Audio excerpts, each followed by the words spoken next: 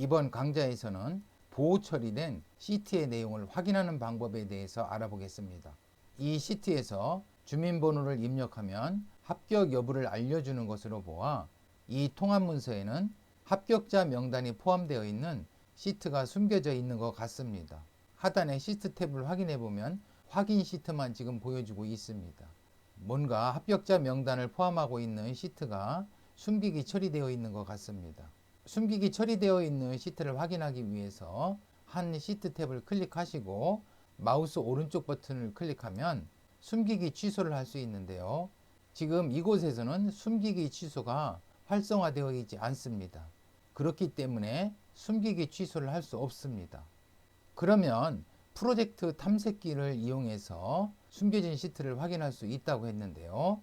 VB 편집창을 열어서 프로젝트 탐색기를 확인해 보겠습니다.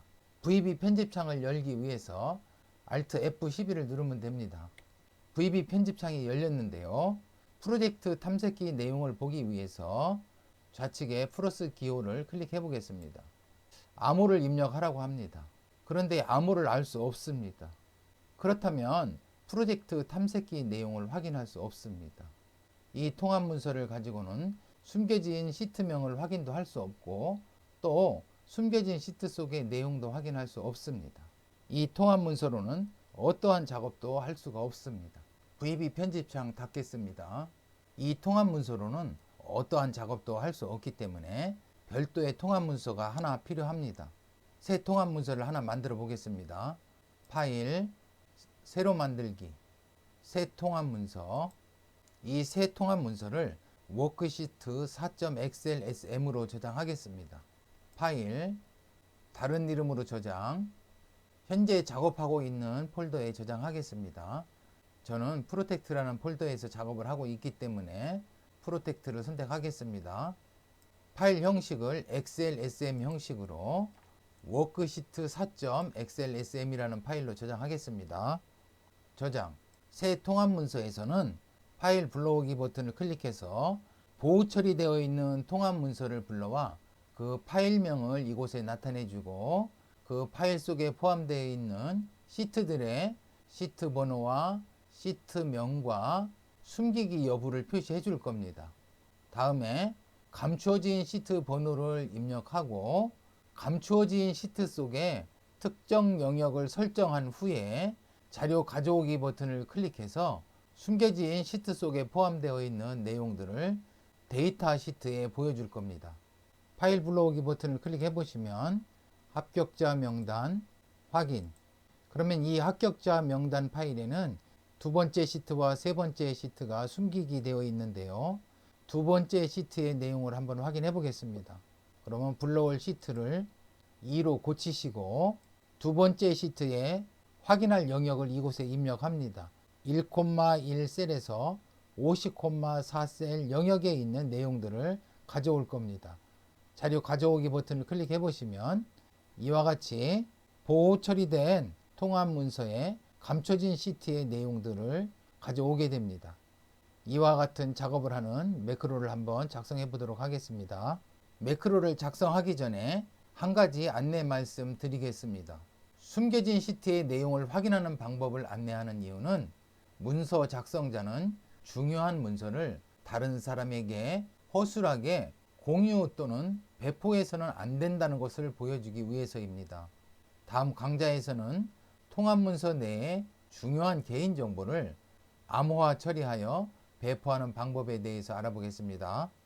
엑셀 통합 문서에서 보호 처리된 암호를 풀어 숨겨진 시트의 숨기기 속성을 취소하는 방법은 유튜브에 많이 소개되어 있습니다. 하지만 이곳에서는 암호와 무관하게 숨겨진 시트의 내용만 확인하는 방법을 알아보겠습니다. 다음 매크로는 보호 처리된 통합 문서를 불러와 숨겨진 시트를 찾는 매크로입니다. 워크북과 워크시트 객체를 저장할 변수는 여러 프로시저에서 공동으로 사용하기 위해 프로시저 밖에 선언했습니다. 변수 OWB1에는 현재 워크북 객체를 저장합니다. 변수 OWS1에는 현재 워크북의 첫 번째 시트 객체를 저장합니다. 현재 워크북 첫 번째 시트에 B3에서 Z8까지 영역의 내용들을 모두 삭제합니다. 파일 다이얼로그 함수를 이용해서 불러올 파일을 선택합니다. XLSX, XLS, XLSM 이러한 형식들의 파일을 선택할 수 있게 하였습니다. 만약에 show가 제로라는 의미는 취소 버튼을 클릭했다는 얘기입니다. 취소 버튼을 선택했을 때는 이 매크로를 종료할 겁니다. 첫 번째로 선택한 파일을 오픈 함수를 이용해서 열읍니다. 변수 OWB2에는 파일을 열게 되면 그 열은 파일이 활성화됩니다. 이 열은 파일의 객체를 변수 OWB2에 저장하겠습니다. 변수 OWS2에는 불러온 파일의 첫 번째 시트 객체를 저장합니다. 변수 NSHT에는 불러온 파일의 총 시트의 개수를 저장합니다. 작업하고 있는 워크북의 첫 번째 시트 3,2 셀에는 현재 워크북 경로에 불러온 파일의 이름을 합쳐서 입력합니다. for next 문을 이용해서 첫 번째 시트에서부터 NSHT 마지막 시트까지 다음과 같은 작업을 합니다. 네 번째 행에는 i가 1에서 마지막 시트까지인데요. 첫 번째 시트에서 마지막 시트까지 시트 번호를 입력해 줄 겁니다. 다음에 5행에는 그 시트의 이름들을 입력해 줄 겁니다. 6행에는 시트가 엑셀 시트 히든으로 감추어져 있거나 엑셀 시트 베리 히든으로 감추어져 있는 경우에는 6행에 T라고 표시를 해줄 겁니다. 8,2 셀에는 숨겨진 시트의 번호를 입력합니다. 만약에 시트가 감춰져 있지 않은 경우에는 6행에 F라고 표시해 줄 겁니다. 이와 같이 시트 번호와 시트명 또는 감춤 여부를 표시해 준 후에 현재 작업하고 있는 워크북의 첫 번째 시트를 활성화한 후에 8,2 셀을 선택하고 매크로를 종료합니다. 그러면 이 매크로를 이 버튼에 연결시켜 보도록 하겠습니다. 파일 불러오기 버튼에 마우스를 얹고 마우스 오른쪽 버튼을 클릭합니다. 매크로 지정, My Select 파일을 선택합니다. 확인, 버튼 밖을 클릭합니다. 그러면 매크로가 연결되었습니다. 한번 매크로 실행시켜 보도록 하겠습니다. 그러면 파일 불러오기 버튼을 한번 클릭해 보겠습니다. 합격자 명단 파일을 한번 불러오겠습니다. 확인.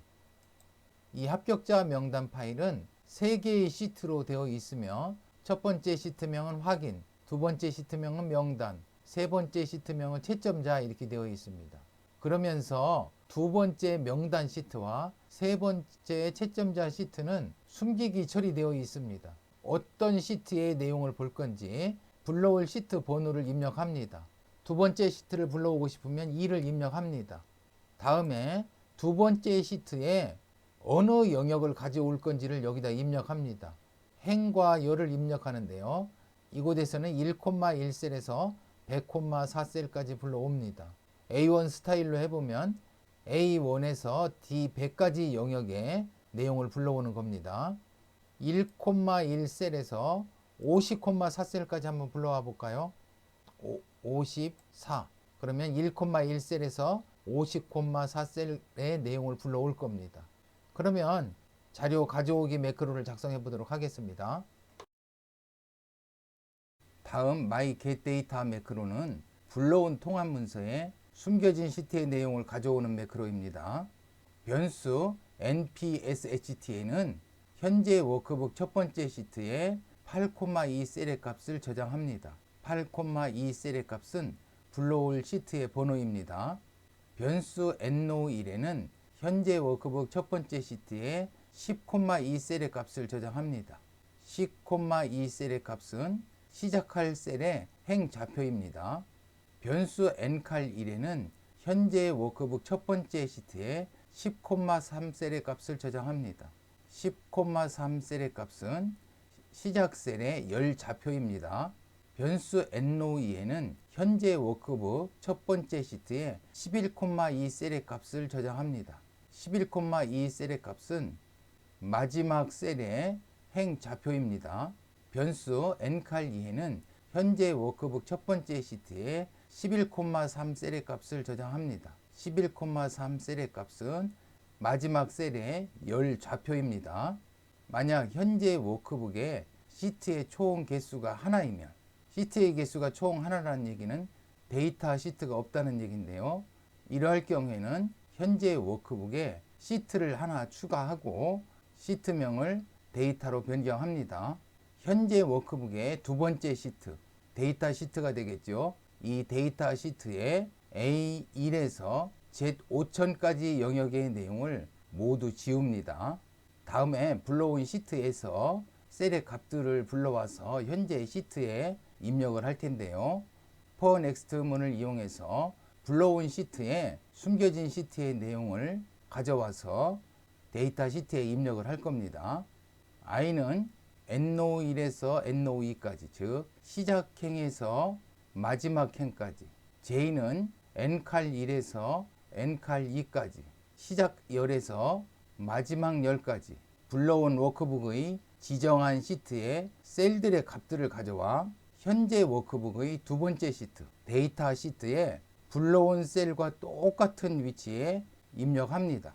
이와 같이 자료를 모두 불러온 후에 현재 워크북의 두 번째 시트, 데이터 시트를 선택하고 1,1 셀을 선택하고 매크로를 종료합니다. 그러면 my get data 매크로를 버튼에 한번 연결시켜 보도록 하겠습니다. 버튼 위에 마우스를 얹고 마우스 오른쪽 버튼을 클릭합니다. 매크로 지정, my get data를 선택하겠습니다. 확인, 버튼 밖을 클릭합니다. 버튼에 매크로가 연결되었습니다.